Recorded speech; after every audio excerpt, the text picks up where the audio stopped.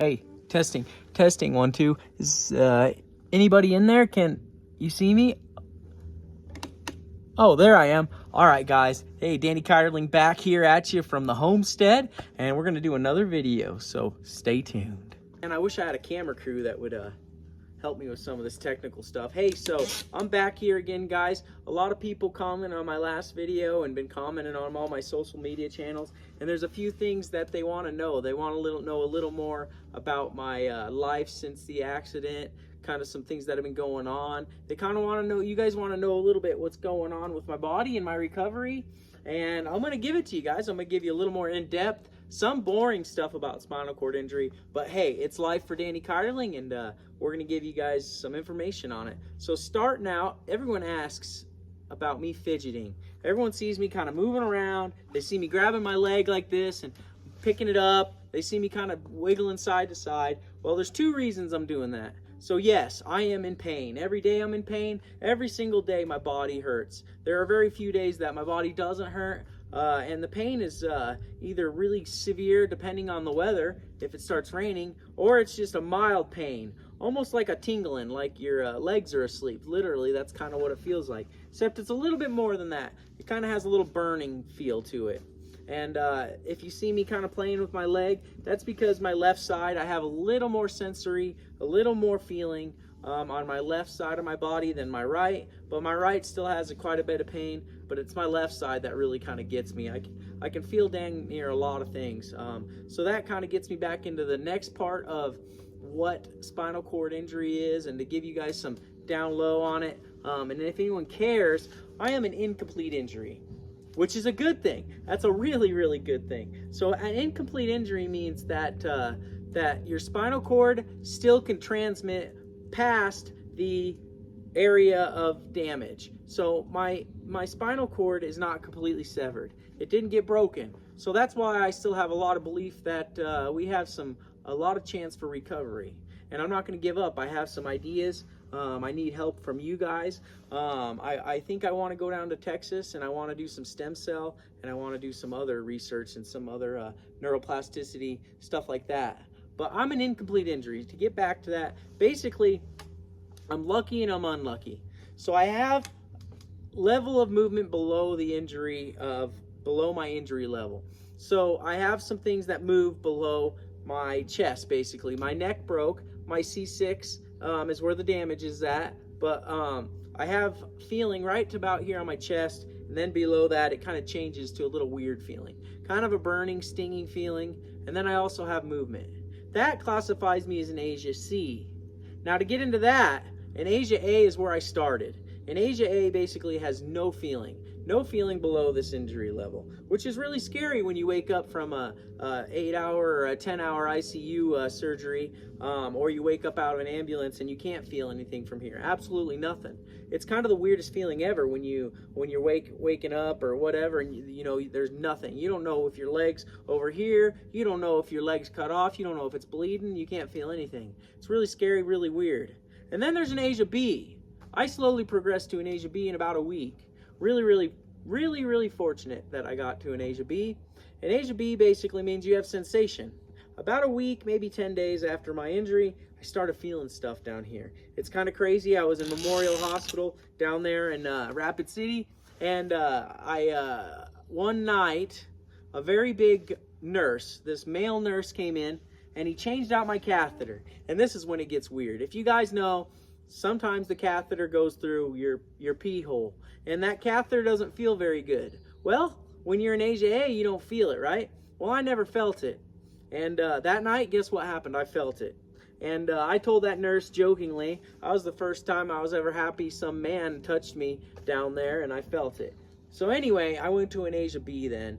And then later on in life, about a month and a half later, when I was down in Craig, I went to an Asia C, which, like I said in the last video, is about a 12% chance. That's pretty crazy. And then to get to an Asia D and an Asia E, an Asia D means you're actually got useful movement. I hope to get that someday, where I can actually move my foot to do something or move some more. But it's going to take time, I understand that, and it's going to take some more rehab. And then obviously you got an Asia E. So an Asia E is basically healed. You're almost back to normal. You can walk, you can pretty much do everything again.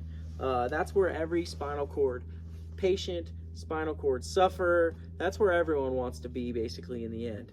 But if we don't get there, that's okay. Life goes on, and we got wheels. So I'm okay with either outcome. Like I said, guys, I wanted to kind of tell you guys a little bit about this injury. It's really weird, you know, mine especially. So sometimes when you have these injuries, you're super unlucky and you don't get any feeling. Sometimes you're even luckier than me and you get a ton of feeling, and you start burning and stinging, and you can feel a lot of stuff. And guys, it's not easy. It hurts, it stings, you're in pain all day, right?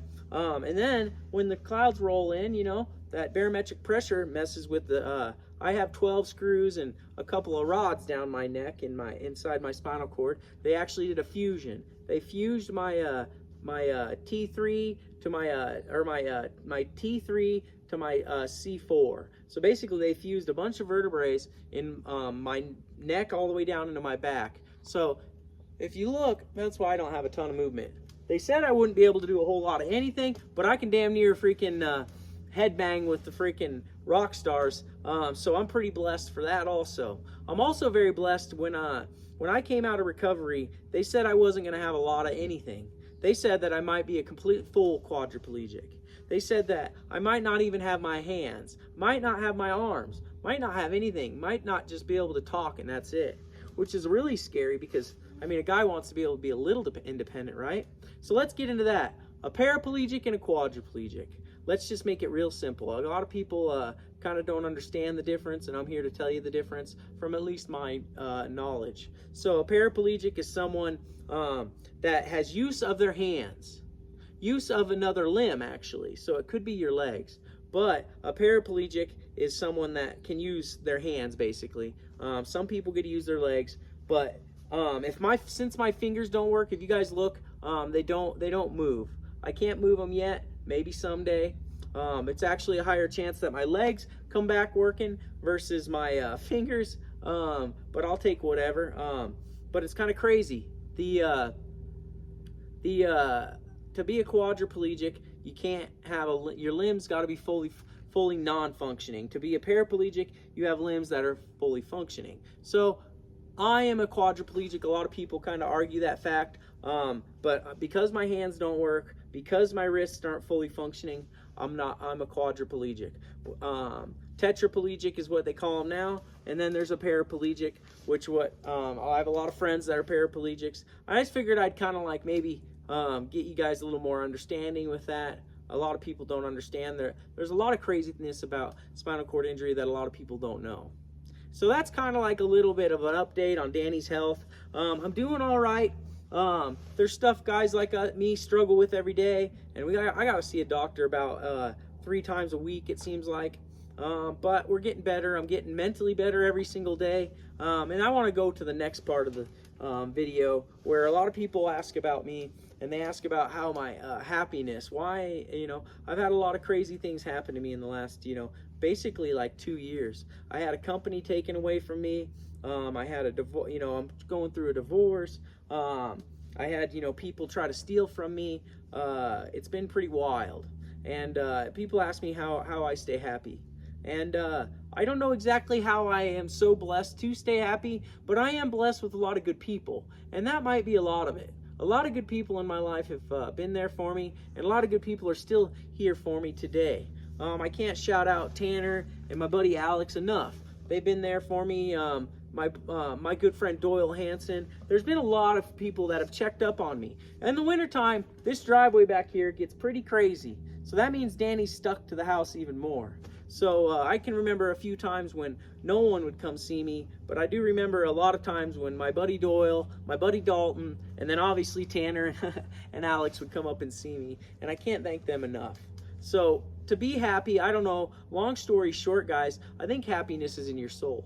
I think you got to love yourself before you can even be happy, right? And everyone's heard that, but like, if you're not happy, it's probably because you're unhappy somewhere in life. And there's things that you can be sad about, but there's a difference. Like, you know, your dog dies. You can get over that. You know, there's stuff in life you can get over. But you got to truly love yourself.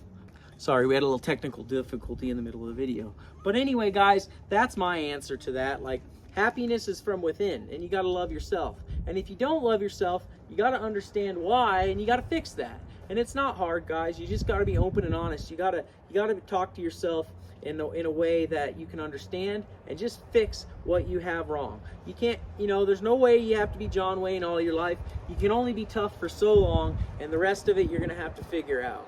So that's how I stay happy, guys. It's from within, and I hope you guys find a lot of happiness. So that's kind of that. So what's going on next is Danny Cardling is getting into the swag business. So you guys might see this hat right here, right? It's an old dirty crispy hat. I got a lot of different hats. Hit the link in the bio. Make sure to go to pipelinelegit.com.